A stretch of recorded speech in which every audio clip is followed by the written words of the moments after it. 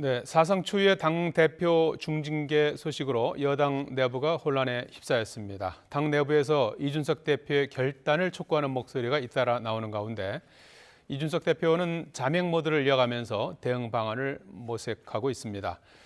더불어민주당은 전당대회 규칙이 확정되면서 당권 레이스에 본격적인 막이 올랐습니다. 97그룹 대 이재명 대진표가 사실상 굳어진 상황입니다. 정치권 소식 두 분과 함께 정리해 보도록 하겠습니다. 서성교 건국대 초빙 교수, 배정호 세안대 교수 두 분 모셨습니다. 안녕하십니까? 네, 안녕하세요. 네.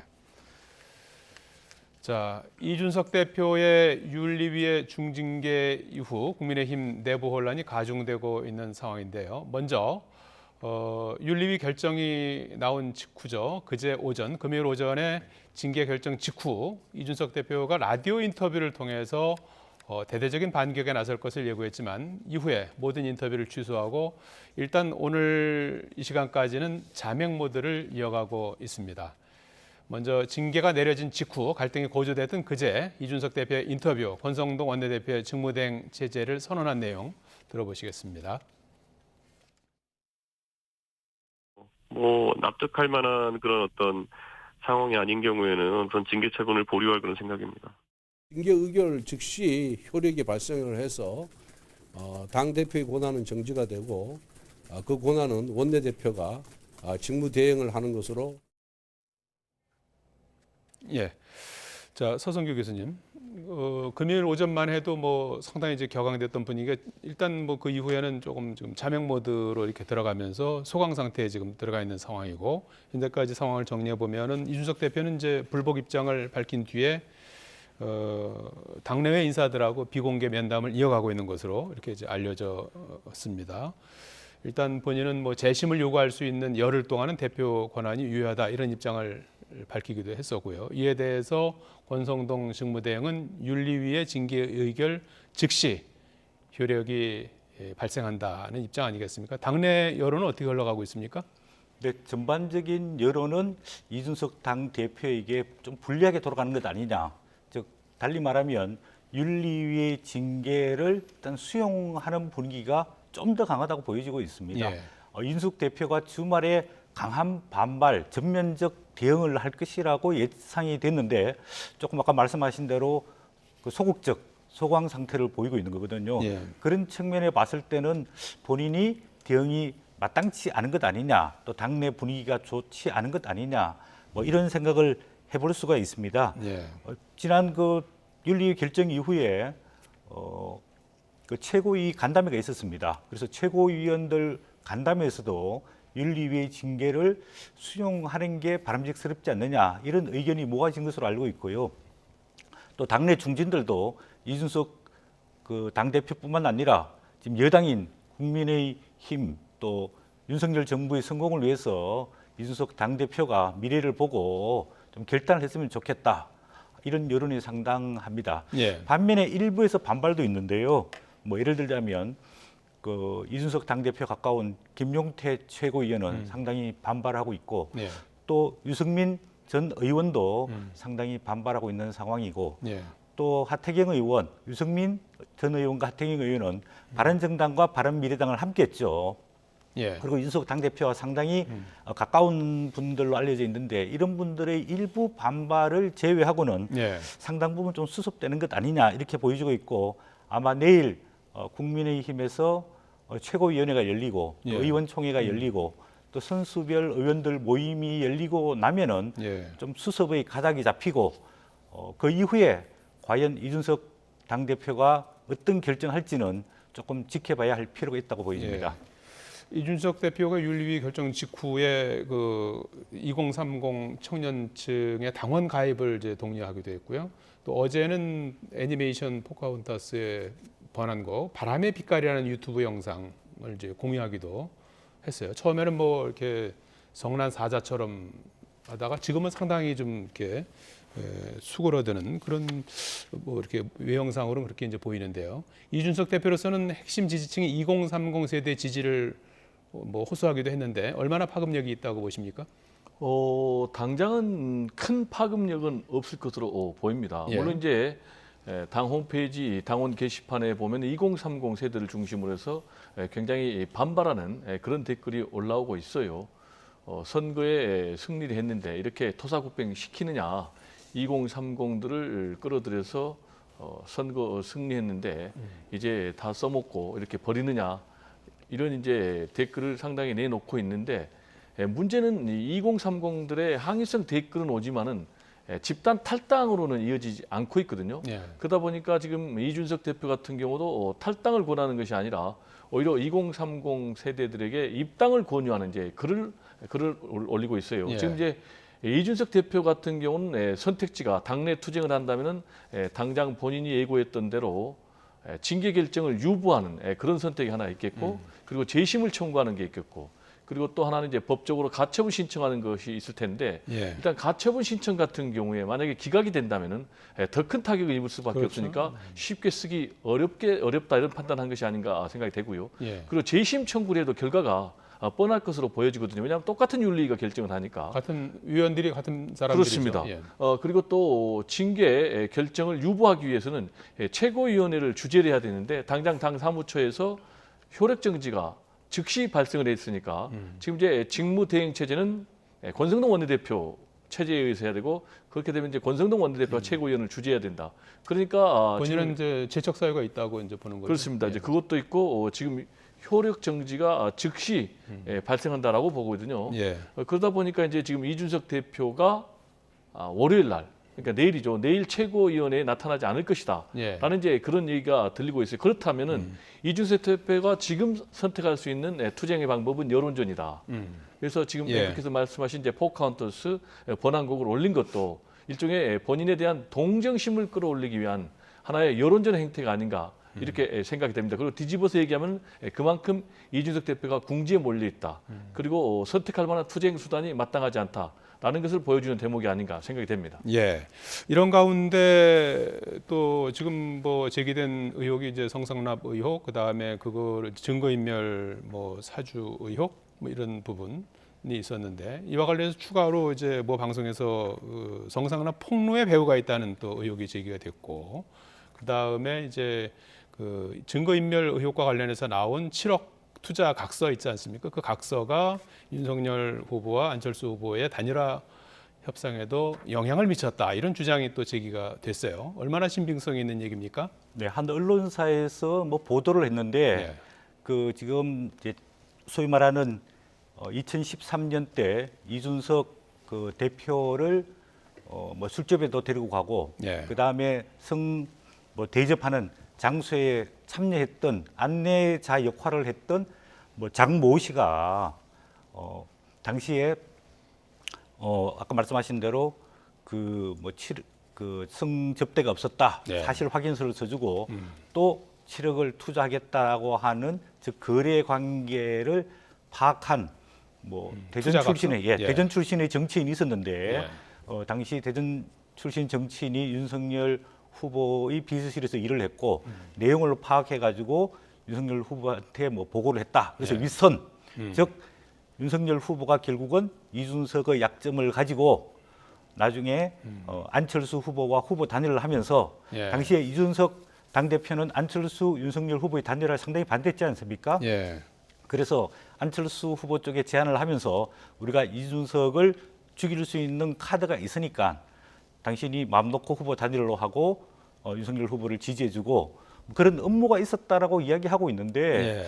이런 뭐 정치적인 뒷거래 또 성상납 또 술 접대하는 안내원 역할했던 사람의 이야기를 믿어야 되느냐 또 예. 믿을 수 있느냐 저는 별로 신빙성이 없다고 보여지고 있고 예. 안철수 당시 후보도 오늘 입장문을 발표해 가지고 허무맹랑한 주장이다. 정말 정권교체라는 시대적인 소명을 위해 가지고 후보 단일을 했다. 그리고 국가 정상화를 위해 가지고 윤석열 후보를 지지했다. 이렇게 입장을 밝혔고요. 예. 또 그 당시 벤처기업인의 변호사 역할을 하고 있는 김소연 변호사라는 사람도 당시 뭐 제보자 중에 위선과 일락된 부분이 없다, 연결이 없었다 이렇게 이야기하고 있기 때문에 예. 그냥 하나의 그 정언에 따른 추측성, 신빙성이 없는 내용이 아닌가 그렇게 보여집니다. 예, 일단 당사자들은 뭐 이제 부인하고 있는 상황인데 어쨌든 뭐 진실 공방으로 가게 될 것 같아요. 그 부분은 왜냐하면은 그 정상납 의혹을 제기한 분의 또 다른 증언 아니겠습니까? 같은 사람의 증언이 어떤 건 맞고 어떤 건 틀리고 이렇게 볼 수는 없는 거 아니겠어요?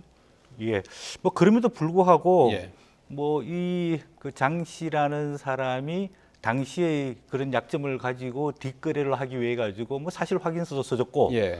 또 7억을 투자해 달라 또 부동산 문제를 뭐 걸린 것들이 있으니까 해결해 달라 이런 뭔가 그 주고받는 거래를 했단 말이에요. 예. 그리고 또 뭐 정치인들과 관계를 맺으면서 뭐 술 접대도 하고 뭐 성 접대를 하고 뭐 이런 부분들이 있었는데 뭐 이런 걸 넘어서서 솔직히 성 접대가 있었느냐 없었느냐 예. 사주 의혹이 있느냐 없느냐 예. 이거는 이준석 당대표가 본인이 가장 잘 알지 않습니까? 예. 예. 그러니까 한 정치인으로서 본인이 사실관계를 예. 솔직 담백하게 예. 고백하는 게 앞으로 미래를 위해서 바람직하고 필요하다고 어쨌든 보입니다. 저는 우리 예. 교수님께서 한쪽 시각만 얘기하니까 좀 균형을 잡는 의미에서 예. 다른 쪽 시각을 좀 얘기를 해야 될 것 같아요. 예. 저는 이제 배우설이 상당히 좀 신빙성이 있다 이렇게 보는 입장입니다. 그 예. 이유는 첫 번째로 일단 친윤계하고 이준석 대표하고 케미가 전혀 맞지 않아요. 아시겠지만 대선 과정에서부터 정면으로 충돌했지 않습니까? 그래서 급기야는 이제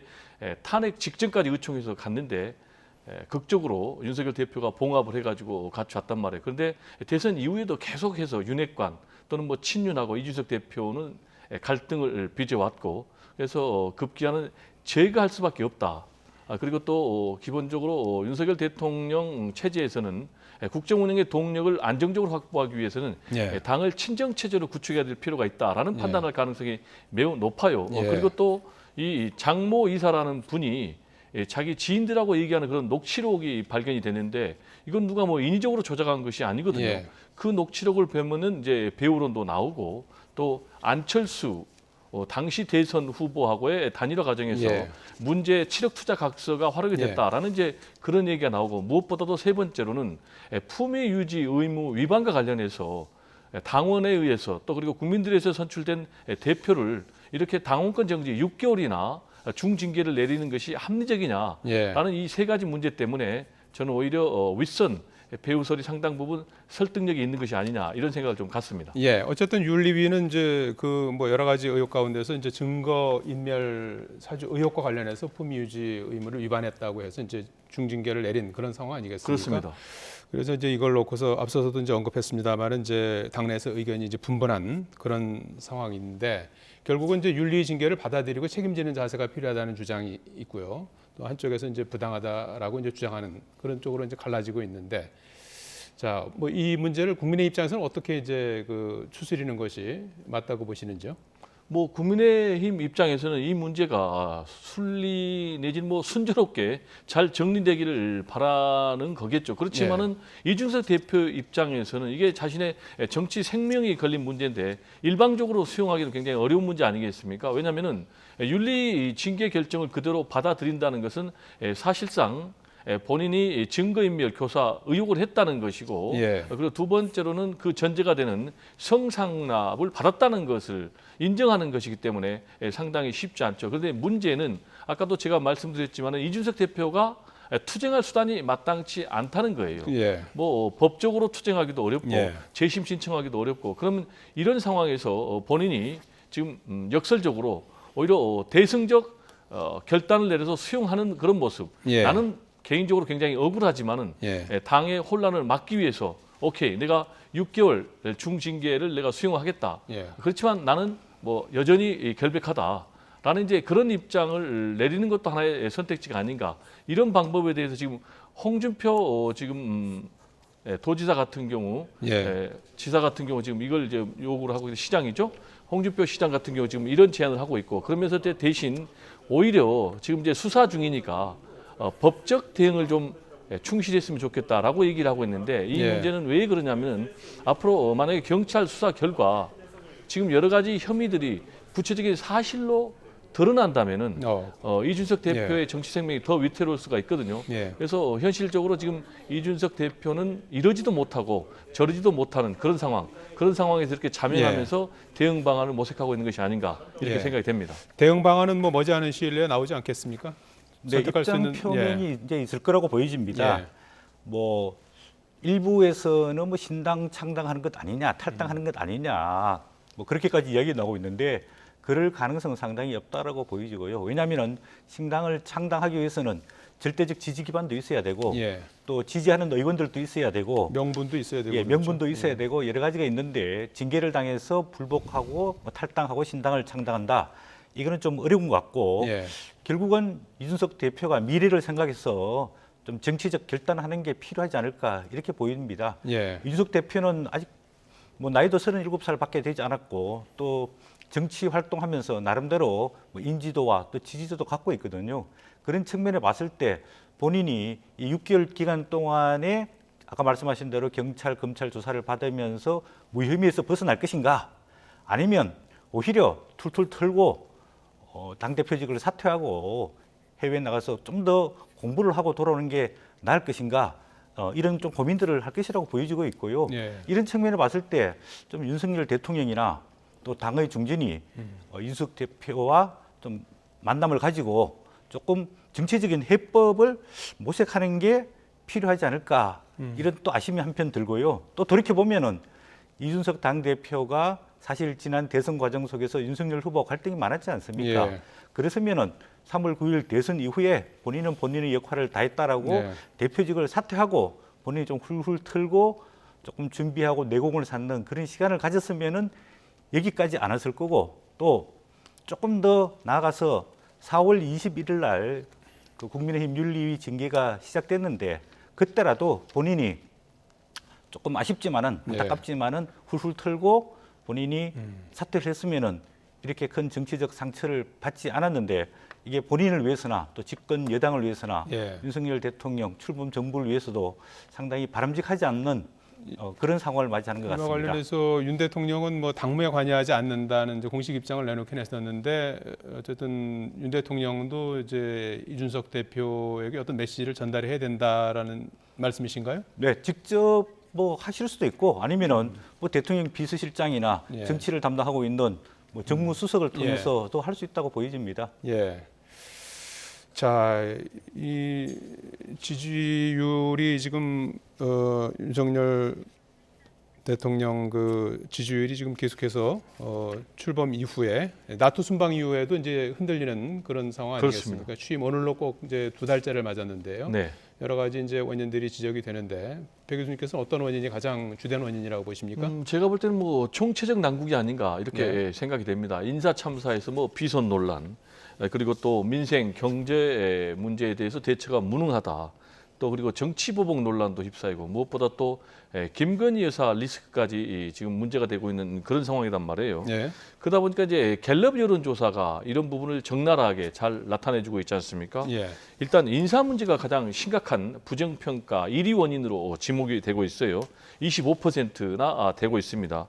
이렇게 이제 인사 참사 문제가 계속해서 부정평가 1위를 차지하고 있는 이유는 그동안에 이제 사적 인연이 있는 사람만 계속해서 기용을 했고 또 검찰 출신의 편중 인사를 했는데 예. 더 나아가서 지금 이제 뭐 외가 6천 또를 채용을 했고 그리고 예. 또 코바나 컨텐츠 직원 2명을 채용을 했는데 부속실에 또 최근에 나토 순방할 때 또 진을 또 대동해 가지고 이 예. 부분이 계속 문제가 되면서 이렇게 인사 문제가 부정평가 1위를 차지하고 있는 거 아닌가 이렇게 생각이 되고요. 예. 두 번째로 이제 경제 민생을 제대로 살피지 못했다가 12%.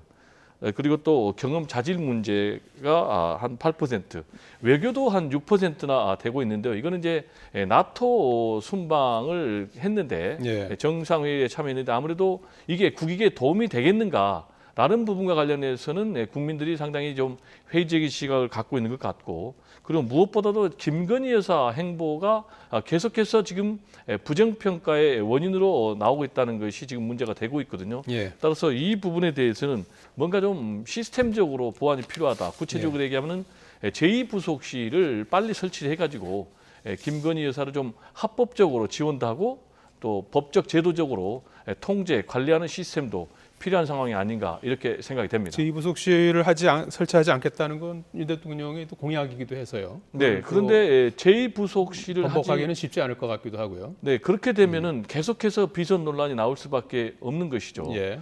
왜냐하면은 제2부속실을 설치하지 않으면은 그냥 부속실에서 김건희 여사를 보좌를 현실적으로 해야 되는 문제 아니겠습니까? 예. 그러면은 그 보좌가 부족할 경우에는 또 계속해서 사적 지인을 통해서 보좌를 받을 수밖에 없는 그런 문제가 있고 또 더 결정적인 이유는 뭐냐면은 제2부속실을 설치할 경우에는 제도적으로 관리할 수가 있다는 것입니다. 예. 김건희 여사가 누구를 만나면 그게 구체적으로 다 기록으로 남거든요. 예. 그런데 제2부속실이 없다면은 누구를 만난지 알 수가 없는 거예요. 그렇다 보면 이제 비선 논란이 계속 문제가 될 수 있기 때문에 저는 예. 개인적으로 빨리 시스템이 좀 보완이 돼야 된다. 지인이라도 그런 입장입니다. 제2부속실을 통해서 채용을 해서 써라. 저는 그렇습니다. 지금 들으신 대로 이제 인사 문제가 이제 국정 지지도 하락의 핵심 원인으로 꼽히기도 하는데요. 민주당은 비선 정치다 이렇게 하면서 이제 공세를 높이고 있고 여기에 대한 윤 대통령의 해명 차례로 들어보시죠.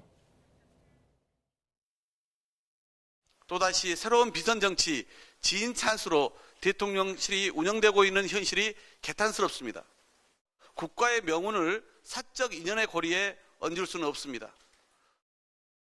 나토 수행 그 팀 문제는 뭐 대변인이 이미 말씀을 드린 것 같고, 그리고 뭐 친청 문제를 뭐 거론을 하시던데, 제가 정치를 처음 시작할 때부터 이마 캠프에서 그리고 우리 당사에서 공식적으로 열심히 함께 선거운동을 해온 동지입니다. 네.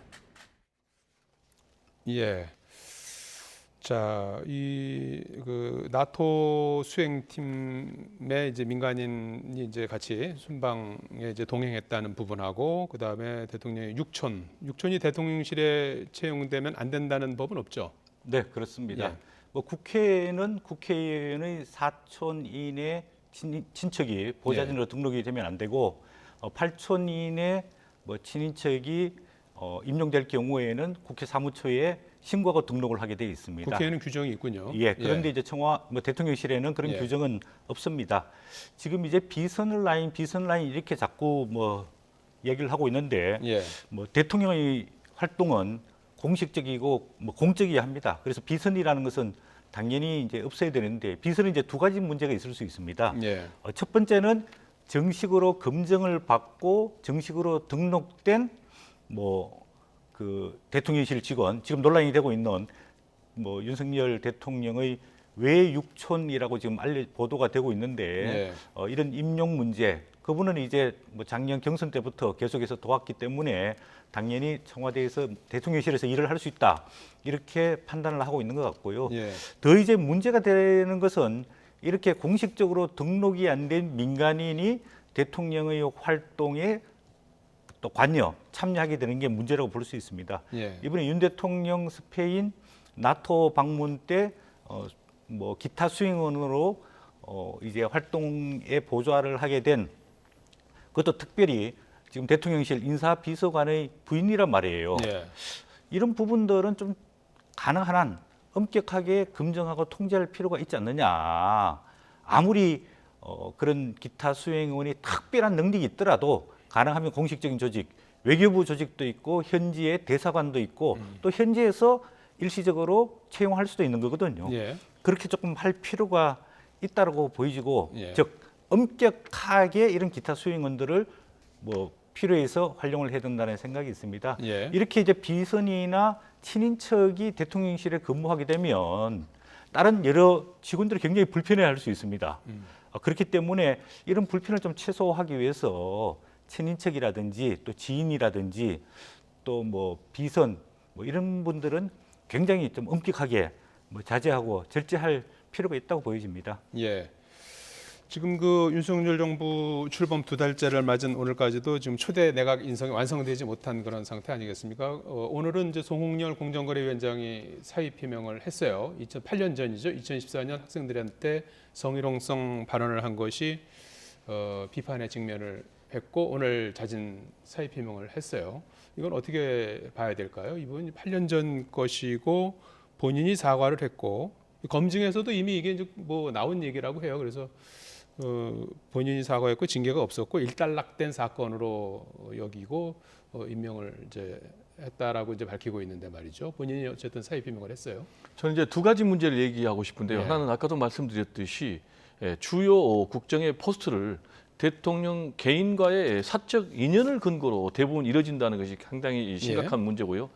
두 번째로는 지금 이제 윤석열 정부의 인사 시스템이 제대로 작동하지 않는다라고 저는 개인적으로 보는 것입니다. 예. 왜냐하면은 지금 이제 추천과 검증이 서로 상호 견제를 해야 되는데 지금 이제 추천 같은 경우는 청와대 인사기획관이 하는 거거든요. 복두기 인사기획관인데 대검의 사무국장을 해가지고 윤석열 대통령과 특수관계 있는 사람입니다. 그러면 예. 이제 검증은 어디서 하느냐? 아시겠지만 이제 법무부 장관실에서 하는 거 아니겠습니까? 법무부에서. 예. 근데 이제 법무부 장관이 윤석열 대통령의 오른팔이라고 할 수 있는 한동훈 법무장관 아니겠습니까?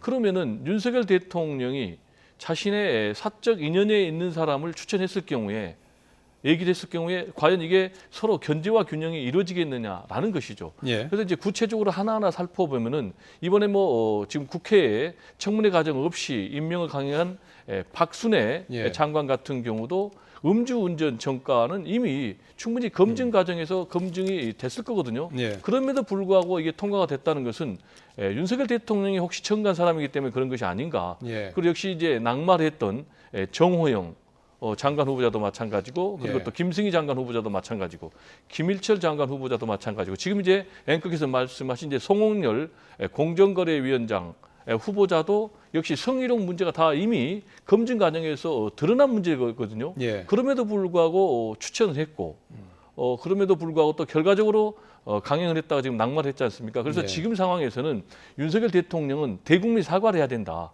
현재 전반적으로 빚어진 인사 참사에 대해서 국민들께 사과를 하고 그리고 인사 검증 시스템이 정상적으로 작동할 수 있도록 해야 된다. 그렇지 예. 않으면은 앞으로 제2, 제3의 인사 참사가 계속 일어날 것이고 지지율은 더 하락할 것이다라고 저는 개인적으로 좀 우려가 됩니다. 예. 대국민 사과를 해야 된다는 주장까지 하셨는데요. 아직은 조금 이르지 않을까 보입니다. 왜냐하면 이제 윤석열 대통령이 5월 10일 날 취임을 했습니다. 아직 네. 2달밖에 안 됐고 그 중간에 6월 1일 날 지방선거가 있었습니다. 이제 제대로 국정 시작한 지 한 달여밖에 안 됐습니다. 아직까지 국무위원 두 달, 오늘 예. 두 달, 예. 본격적으로 한 지는 즉 지방선거 이후부터 따지면 한 달 예. 정도인데 아직까지 장관 인선도 다 하지 못하고 있고 이런 이제 아직까지 정비를 해나가고 국정을 준비해 예. 나가고 있는 시기이기 때문에 너무 조급하게 예. 아직은 초기 단계다. 비판하기보다는 초기 단계이기 좀 더, 때문에 예. 국민들도 조금 여유를 가지고 예. 인내심을 가지고 지켜볼 좀 필요가 더 있다고 기다려 보여집니다. 봐달라. 더불어민주당의 지지율도 국민의힘하고 비교를 하면은 뭐 제자리 걸음이에요. 지금 그 여권의 뭐 내홍, 그 대통령 지지율 하락에도 불구하고 민주당이 또 이렇게 낮은 지지율을 기록하는 이유는 뭐라고 보십니까? 전반적인 정치권에 대한 어떤 불신인가요? 어떻게 보십니까? 아직까지는 국민들 입장에서는 예. 민주당도 그렇게 잘한다라고 평가를 하지 못하고 있는 것이죠. 예. 일단 기본적으로 민주당 같은 경우는 대선에 의해서 지방선거까지 패배를 했지 않습니까? 예. 그 후유증에 지금도 시달리고 있고 책임론을 가지고 계속해서 당내 갈등이 일고 있지 않습니까? 여기에 또 박지원 전 비대위원장의 발언도 계속해서 좀 파장을 불러일으킨 것 같고요. 예. 그리고 무엇보다도 지금 이제 당이 새로운 체제가 아직 정립이 안 됐어요. 새로운 체제가 정립이 되려면 이제 8월 28일 날 전당대회를 통해서 새로운 대표가 들어서고 또 새 지도부가 들어서야 될 텐데 그러기 전까지는 확실하게 좀 과거와 단절된 차별화된 모습, 개혁된 모습을 좀 보여주기는 어려울 거 아니겠습니까? 예. 그래서 불가피한 상황으로 보여지고요. 다만 8월 28일 날을 통해서 새로운 당 대표와 지도부가 나오고 예. 과거와 다른 새로운 모습을 보여준다면은 어떤 이제 또 새롭게 반등할 수 있는 그런 계기가 되지 않을까 이렇게 예. 생각이 됩니다. 예. 계속해서 민주당 소식을 좀 더 알아보죠. 8월에 열리는 이제 전당대회 룰이 이제 확정이 됐고요. 개파간 룰 전쟁에서 친 이재명계의 압승으로 끝났다는 분석이 나옵니다. 이런 상황에서 오늘 이재명 의원이 국회의원이 된 뒤에 처음으로 광주를 찾았어요. 이것이 바로 이제 본격적인 당권 행보의 신호탄을 쏘아 올린 것이다. 이렇게 이제 해석을 해도 되겠습니까? 꼭 그것뿐만이 아니고요. 이미 이제 이재명 의원 네. 같은 경우는 이제 당권에 도전하는 것이 기정사실화되어 있는 것 아니겠습니까? 근데 이제 광주를 방문한 이유는 이제 광주에서 의원들이 집단으로 이재명 의원이 이제 당 대표에 출마하면 안 된다. 그런 이제 행보가 있었기 때문에 그걸 이제 좀 정리하기 위해서 앵커께서 말씀하신 대로 당권에 도전하기 위한 그런 정지 작업의 일환으로 해석이 됩니다. 예. 그럼 이제 중요한 것은 앞으로 이재명 의원이 출마를 하면은 어떤 이변이 있을 것인가 아니면 이제 어대명으로 끝날 것인가라는 그런 부분인데 예. 지금 이제 대체적으로 전망하기는 어대명으로 끝날 것이다. 어차피 대표는 이재명이 될 것이다. 그 이유는 현재까지 지금 6명이 사실상 출사표를 던졌고 30의원까지 출사표를 던진다면 이제 7파전이 되거든요. 예. 그러면은 사실상 1대1 대결 구도가 돼도 이재명 의원을 상대로 해볼 수 있을까 말까 한데 지금 7명이나 후보가 난립한다면은 이재명 의원이 당대표가 되는 것이 사실상 기정사실화 되는 것이 아닌가 이렇게 전망이 되는 상황입니다. 예. 6명이 출마를 해서 이제 컷오프로 이제 3명으로 이제 압축이 돼서 3명 중에서 이제 1명이 되는 건데요. 어떻게 보십니까? 이변이 있을까요? 어대명일까요? 뭐 지금까지 봤을 때는 큰 이변이 없지 않을까 보여집니다. 이제 예. 몇 가지 근거인데 아까 우리 앵커님께서 말씀하신 대로 이번에 전당대회 룰을 확정하는 과정에서 보면은 예. 이재명계가 요구하는 대로 번복이 다 됐단 말이에요. 그런 측면에 봤을 때 당내에서 상당한 영향력을 갖고 있다라고 보여지고 있고, 예. 그다음에 어쨌든 간에 이재명 의원이 지난 대통령 선거에서 1,615만 표라는 굉장히 큰 득표를 했습니다. 예. 그리고 윤석열 대통령의 단지 0.73% 그리고 약 25만 표 차이밖에 안 났거든요. 예. 민주당으로 봤을 때는 차기에 집권할 수 있는 가장 큰 정치적 자산이 이재명 의원이란 말이에요. 예. 그런 측면에 봤을 때 당 내부나 당 외부에서도 상당 부분 이재명 의원이 뭐 거의 되지 않을까 이렇게 보여지고 있는데 문제는 그 과정 속에서 민주당이 정말 새로운 국민이 요구하고 있는 혁신과 쇄신 통해서 국민의 지지를 얼마나 받아낼 수 있을 것인가. 예. 그것과 더불어서 또 이번에 재선그룹에서 뭐 4인방이 또 출마를 했는데 차기 지도자가 어떤 사람이 될 것인가. 뭐 이런 측면도 조금 관심을 가질 수 있는데 어쨌든 간에 결과는 뭐 어대명으로 가지 않을까 그렇게 예상이 됩니다. 예. 그리고 이제 두 개의 트랙으로 이제 선거가 치러지는 거 아니겠습니까? 그렇습니다. 당대표 선거가 있고 이제 최고위원 선거가 있는데 최고위원 선거 같은 경우에는 컷오프를 8명으로 줄여서 최종 5명으로 그렇습니다. 이제 그 압축이 되는 그런 과정을 거치게 되는데 여기 그 최고위원 선거에서도 이제 철험회 출신 의원들이 대거 당선이 될 것이다 이런 전망도 일부 나오는 것 같아요. 철험회라고 하면은 친 이재명계 의원들의 뭐 처음에는 이제 이제 초선 모임으로 의원들, 강성 초선 의원들인데 대체로 말씀하신 대로 이재명 지지 예. 성향의 의원들이 많이 있죠. 예. 그런데 선출직이 이제 5명을 뽑습니다. 예. 최고위원을. 그리고 이제 지명직이 최고위원이 2명이 있고요. 예. 총 9명입니다. 예. 당대표, 원내대표. 당연직으로 들어가는 거고요. 네, 그렇습니다.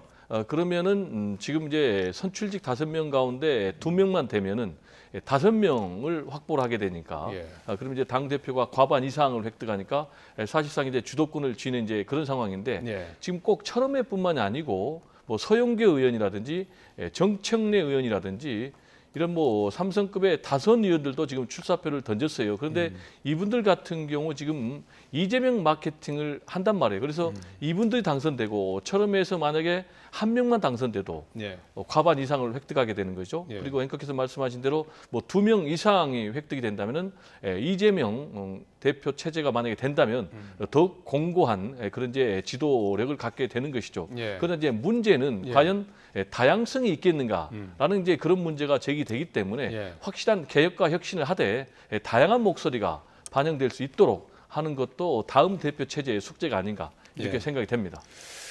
자, 뭐 이제 이렇게 이제 당 대표 선거가 이제 진행되는 과정에서 또 하나 이제 눈여겨 봐야 될 부분이 이재명 의원을 둘러싼 사법 리스크 아니겠습니까?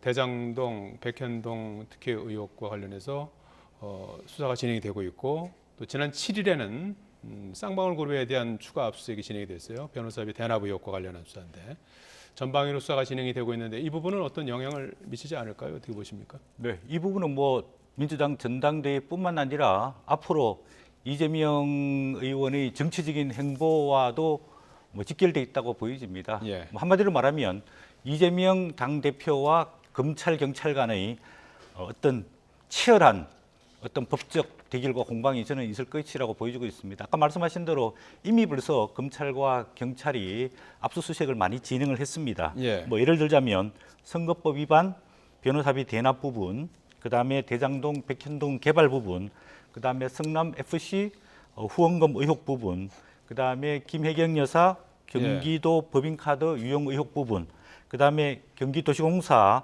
합숙소 전용 의혹 부분, 뭐 여러 가지 부분에서 지금 검찰과 경찰의 압수수색과 조사가 이루어지고 있기 때문에 과연 이재명 의원이 이걸 어떻게 방어할 것인가?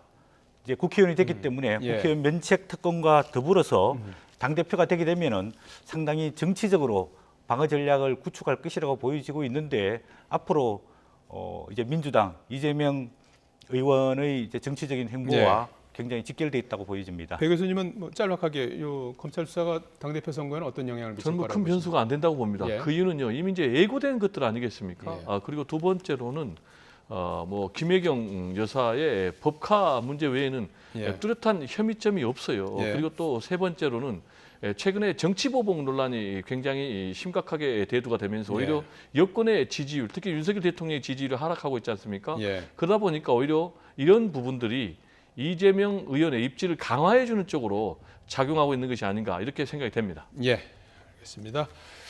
예, 정가 소식 짚어봤습니다. 지금까지 서성교 건국대 초빙 교수, 배정호 세안대 교수께서 도움 말씀 주셨습니다. 고맙습니다. 네, 감사합니다.